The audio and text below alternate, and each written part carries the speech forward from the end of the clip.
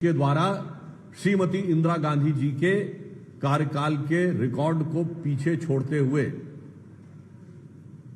जवाहरलाल नेहरू के बाद सबसे लंबे समय तक निरंतर प्रधानमंत्री के पद पर रहने का जन विश्वास, जन आशीर्वाद और राष्ट्र की निष्ठा से युक्त यह कार्यकाल का रिकॉर्ड बनाने में जो प्रधानमंत्री जी का योगदान रहा है, उससे हर भारतवासी हर्ष का अनुभव कर रहा है।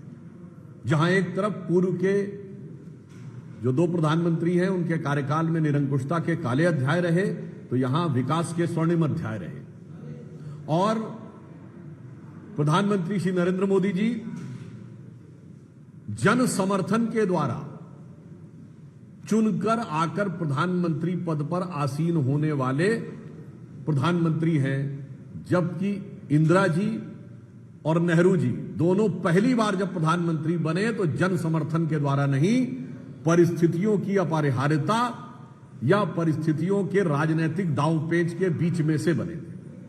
परंतु इस अवसर पर ही झारखंड सरकार के एक मंत्री अंसारी जी के द्वारा जिस प्रकार का विद्वेषपूर्ण, क्षुद्र और अवमानना से भरा हुआ बयान प्रधानमंत्री श्री नरेंद्र मोदी जी के बारे में किया गया है, वो एक बार फिर कांग्रेस के उसी घृणित मानसिकता को दर्शाता है कि देश के सर्वोच्च पद पर बैठे हुए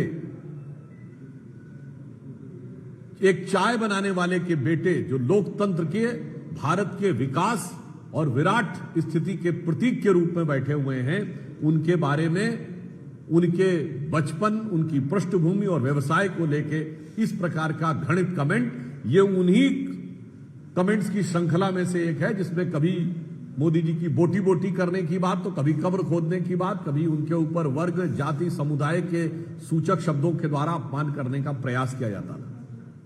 परंतु यह घटना सिर्फ एक अलग नहीं है, यह कांग्रेस की एक सुविचारित योजना का हिस्सा है, क्योंकि कांग्रेस के नेता प्रतिपक्ष श्री राहुल गांधी जी हमेशा से प्रधानमंत्री श्री नरेंद्र मोदी जी के बारे में बहुत अशोभनीय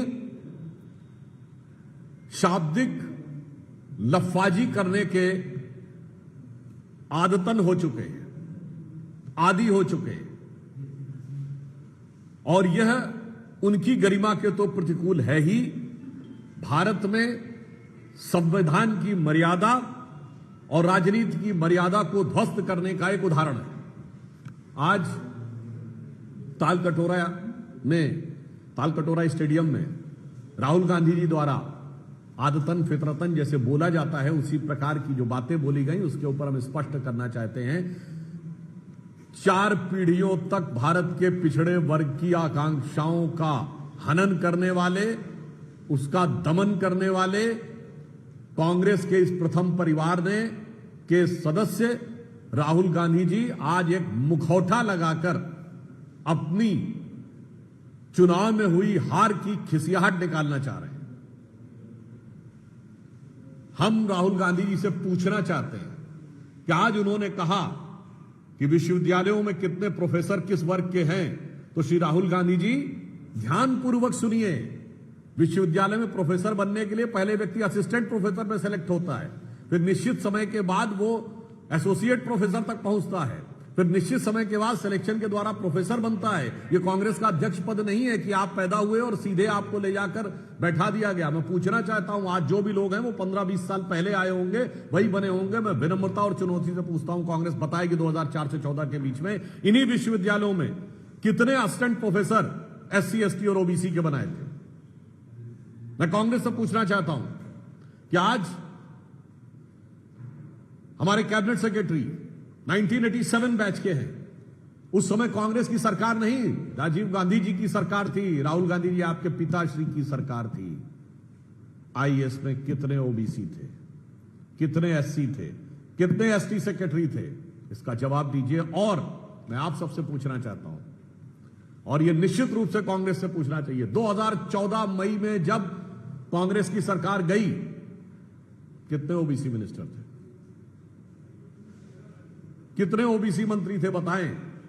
मेरा दावा है कि वो 4 भी नहीं बता सकते, क्योंकि 4 भी नहीं थे।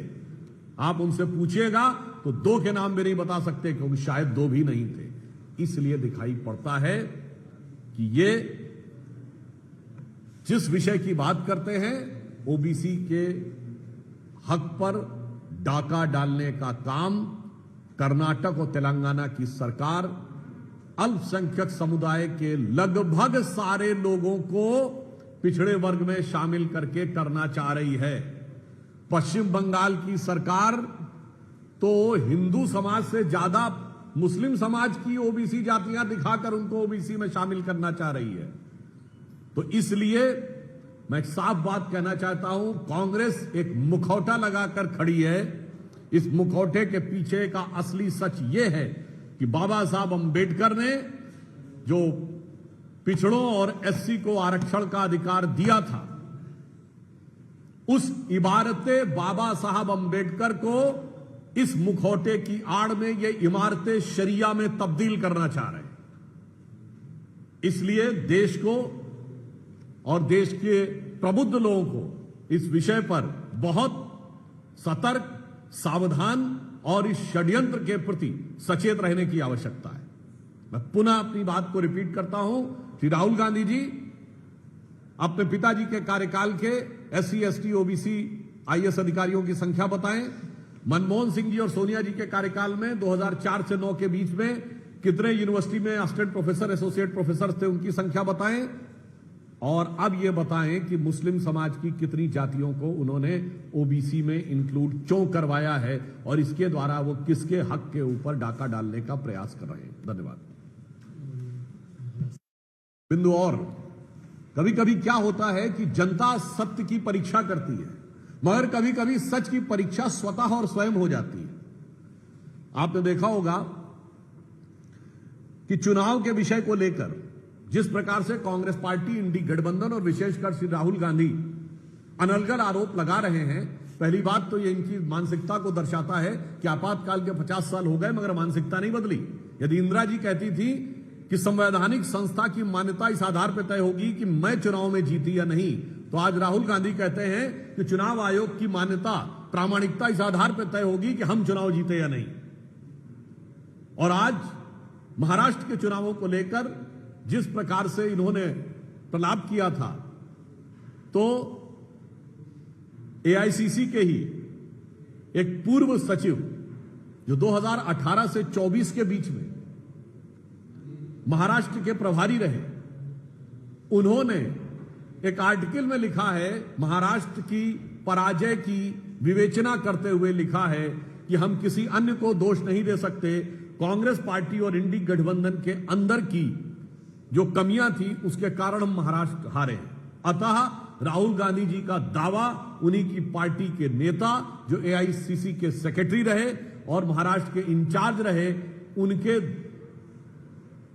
यथार्थ के धरातल पर बिखरता नजर आता है। और दूसरा, महाराष्ट्र के बारे में तमाम अनाप शनाप बात करने वाले राहुल गांधी से मैं पूछना चाहता हूं, शिवसेना उबाटा ने तो कहा था कि उद्धव ठाकरे जी को प्रोजेक्ट न करने के कारण हार हुई।